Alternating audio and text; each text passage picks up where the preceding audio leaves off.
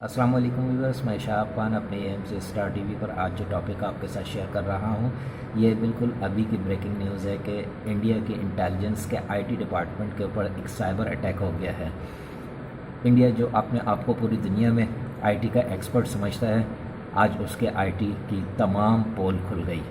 अब इंडिया का मीडिया क्या कह रहा है, चीख चीख के नागरिकों, ये भी भारत आपसे की पूछते हैं। सुरक्षा और तमाम वीवीआईपी जिसमें प्रधानमंत्री और एनएसए तक शामिल हैं, उनसे जुड़ा डेटा रहता है। एक लिंक क्लिक करते ही डेटा गायब हुआ है। दिल्ली पुलिस ने आईटी एक्ट के तहत इस मामले में केस दर्ज कर लिया है और स्पेशल सेल इस मामले की जांच कर रही है। बस मेरी वीडियो अच्छी लगे तो ज़रूर सब्सक्राइब कीजिए और इसके बराबर में बेल आइकन को ज़रूर क्लिक कीजिए ताकि मेरी नई आने वाली वीडियोस आप आसानी से देख सकें।